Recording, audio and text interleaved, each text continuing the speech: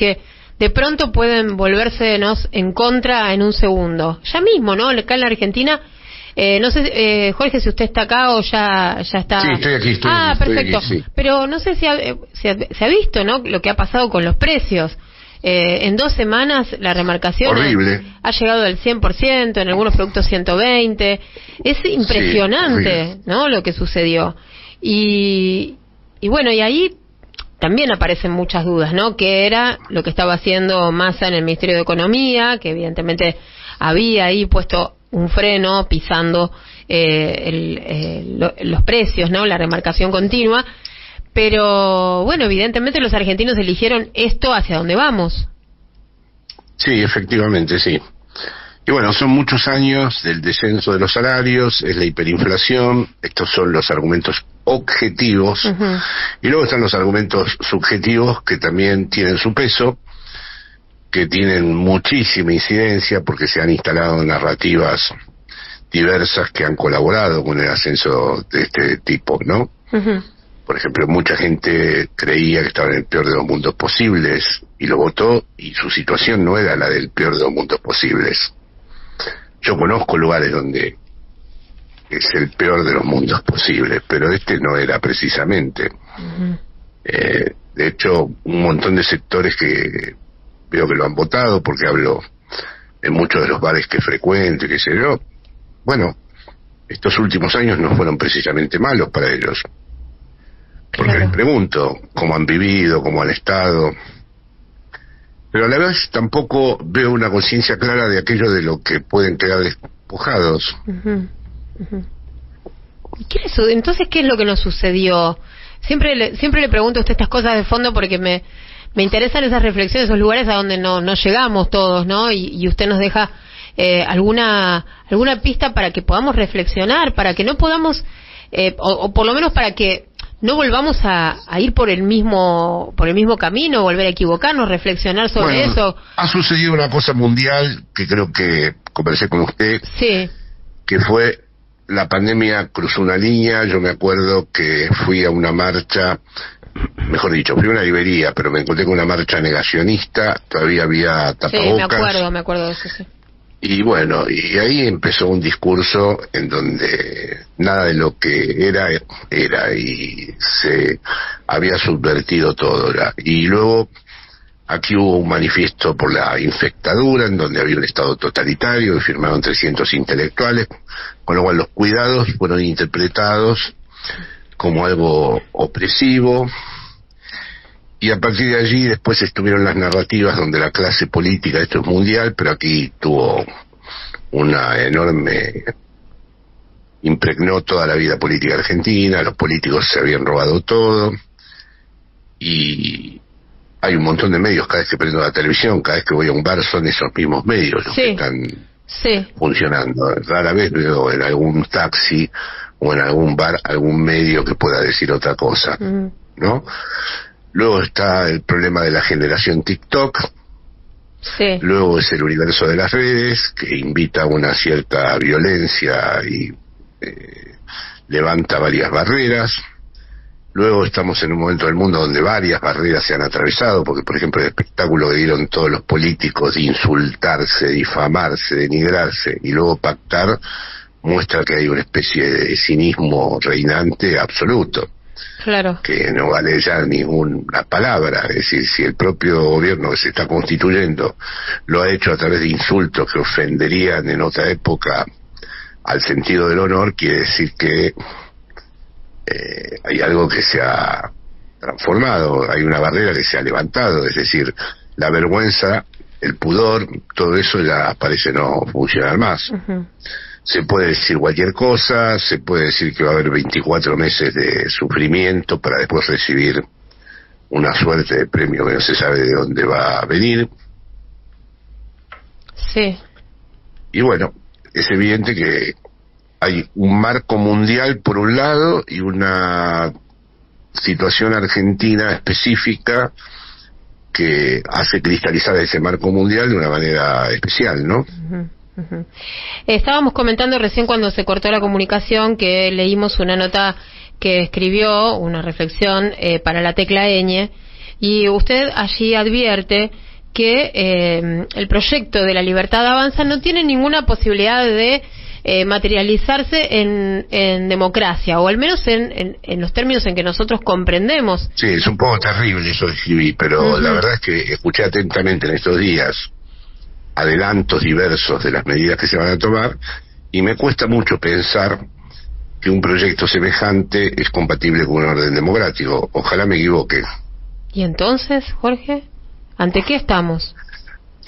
Y bueno, habrá como una especie de pseudo democracia, habrá un aumento de la...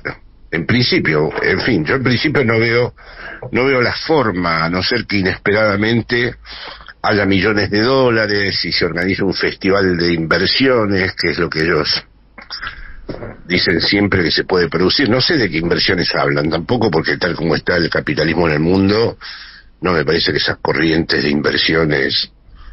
Puede ser que vendan los recursos naturales, pero ya el solo hecho de, por ejemplo, interrumpir la obra pública,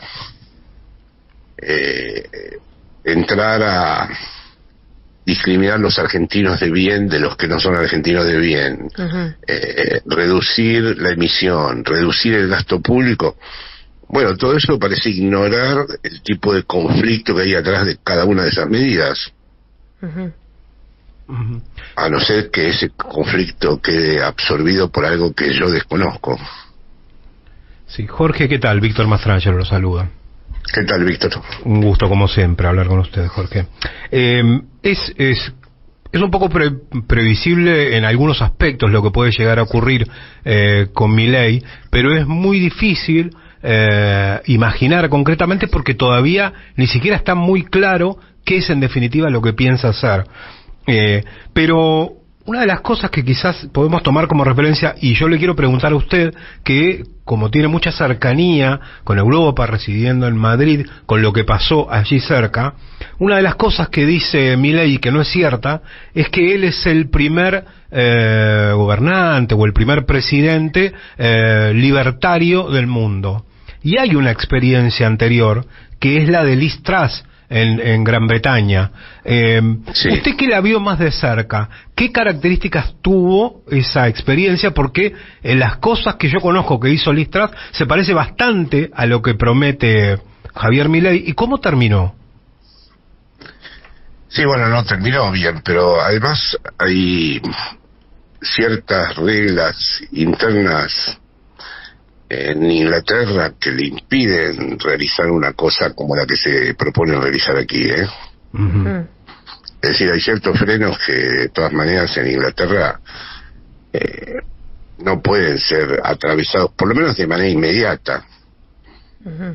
Por ahora de manera inmediata no, porque siguen teniendo servicios públicos, siguen teniendo obra social, tienen...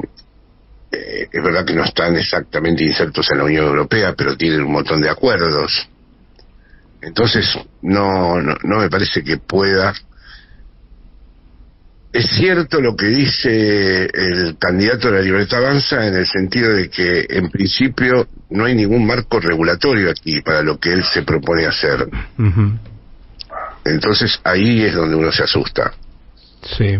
De todas maneras, ella tomó una serie de medidas, como el achicamiento del Estado, la contracción del gasto, la inversión pública, la baja de las jubilaciones, la devaluación. Ella no fue directamente a eso, pero sus medidas tuvieron como resultado una caída del valor de la libra esterlina, que tiene bastantes similitudes con lo que Javier Milei pretende hacer acá, ¿no? Sí. En Irlanda también hay medidas liberales, pero siempre... Sí, pero me parece que están en un marco en donde el tejido social tiene otros recursos, otros soportes, y además no creo que le vaya muy bien a la opción esa en Inglaterra. Jorge, quería seguir, Víctor, con esto. No, bueno, Jorge, volviendo un momento a sus reflexiones, usted decía, bueno, que fue un poco fuerte, ¿no?, esto que escribió para la Tecla Ñ. Quiero volver sobre el tema, ¿no?, porque usted ahí lo que dice es que hay que profundizar la democracia, ¿no? Es decir, fortalecerla, robustecerla con una agenda de izquierda que no signifique una propuesta electoral, ¿no? Sino más bien se refiere a los valores. ¿Entiendo eso? ¿Voy bien? Sí, bien. Sí. Esos valores, ¿no? Con el resultado de la elección y, bueno, con un futuro presidente, ¿no? A días estamos de que asuma Javier Milei, que en principio, al menos como se presentó públicamente, va a contrapelo de todos esos valores. ¿Cuáles van a ser los espacios, ¿no?, donde robustecer esa agenda y donde nutrirse, teniendo en cuenta además que vamos a tener otra vez a Patricia Bullrich al frente del Ministerio de Seguridad? Bueno, todo esto es muy especulativo, porque hasta que no veamos primero qué es lo que ocurre con los que lo votaron. Uh-huh. O sea, el primer paso es siempre ahora, en un momento de repliegue y de análisis de la derrota, ver qué hacen los que han llevado a este proyecto al gobierno. Sí. Para poder verdaderamente tener una perspectiva. Alguna pista, ¿no? Tenemos, ¿no? Porque, bueno, ya sabemos que Toto Caputo va a ser el ministro de Hacienda, que Patricia Bullrich va a ser la ministra de Seguridad. Hay que ver, bueno, si han aprendido algo, ¿no?, en estos 4 años que estuvieron fuera del poder. No, pero no me refiero a ellos. No, me refiero al votante. Ok. Me refiero al votante al que usted hizo referencia, el de casi sin pensar. Sí. Me refiero a la masa de votantes que en poco tiempo van a entender de qué se trata este baile. Uh-huh. Yo creo que la primera lectura que hay que hacer es en referencia a ello, ¿no? Bien. Porque, por ejemplo, en Inglaterra ha habido, Víctor traía el fenómeno de Inglaterra, ha habido conflictos sociales, pero me temo que aquí, si esto que dicen que va a suceder sucede, no solo es la oposición, digamos, la que va a organizar conflictos, me parece que va a haber un gran desconcierto social. Uh-huh. Porque yo he hablado ya con muchísimos votantes que me niegan que eso vaya a ocurrir. Claro, no son incrédulos, aún son incrédulos, creen que Milei no va a hacer lo que dijo que iba a hacer. Sí, ese es un factor que no se puede dejar de tener en cuenta, porque cada vez que yo le pregunto a un señor, sea taxista, empleado en un bar, sea alguien que vende cosas en la calle, que me cuenta que lo votó, cuando yo le pregunto la contracción que va a haber del mercado, la reducción drástica del consumo que puede haber, todos fenómenos que van a perjudicar directamente a los trabajos informales, ¿no? No miran con escepticismo, escuchan eso como si fuera una propaganda, como si uno fuera un aguafiestas. Uh-huh. Claro. Uh-huh. Como si uno fuera alguien que desea el mal de esto. Claro, que le vaya mal. No está describiendo una realidad de lo que pasa cuando se toman estas medidas, sino que usted le está deseando que le vaya mal a Milei, o que nosotros lo que opinamos de esa manera. Pero bueno, que es como, creo yo, opino en ese mismo sentido, en un tiempo se van a dar cuenta que... Bueno, también ese parece ser un fenómeno de época, ¿no? Que todo el mundo quiera que le vaya mal al de al lado, sin darse cuenta también de que si le va mal al otro, te va mal a vos. Sí. Eso tal cual. Jorge, cuando usted habla en la nota de hoy de reinventar el movimiento nacional y popular en una clave distinta, esto va en el mismo sentido quizás de lo que decía Axel, de la necesidad de una nueva música, la necesidad de que empecemos a comunicarnos de otra manera también los sectores nacionales y populares con el pueblo. Sí, por supuesto que sí. Me parece que Axel es un ejemplo, además, con respecto a eso. Luego, además, también pienso que hay cierta ubicuidad histórica que ha tenido el peronismo que conviene no seguir sosteniéndola, porque eso de que alguien pueda pasar con tanta facilidad de un lugar a otro, no creo que le haya hecho bien a la vida política argentina. Y luego me parece que Axel es un ejemplo de honestidad y de trabajo y de gestión, que al fin y al cabo, si uno quiere sostener un proyecto nacional y popular con rigor, tiene que también mostrar esa ética, ¿no? Uh-huh. Entonces sí, pero todo esto es un trabajo a realizarse. Es muy difícil, porque como estamos en un tiempo de comprender lo que está ocurriendo, es muy difícil ponerse a hablar de lo que debería ser. Yo no tuve más remedio porque de golpe estoy tan invadido por ciertas cosas que escribí el texto, pero claro. Después ya salí a la calle y el taxista me dijo, vio, dice, ya lo llevan a Alberto a España, va a ser asesor de Pedro Sánchez. Lo llevan además. Digo, ¿pero de dónde sacó? Digo, me parece que justamente, vivo en España, no me da la impresión de que Pedro Sánchez necesite asesores. Sí, lo desmintieron. Y menos Alberto. Lo desmintieron, claro, pero no, claro, pero el tipo decía, se da cuenta, va a arruinar la vida de los españoles. Bueno, es decir, es tremendo, ¿eh? De lo que nos damos cuenta, Jorge, es de cómo se instala, ¿no? Un título, de pronto 2 frases se instalan y son falsas, son desmentidas, pero quedan como reales, quedan como...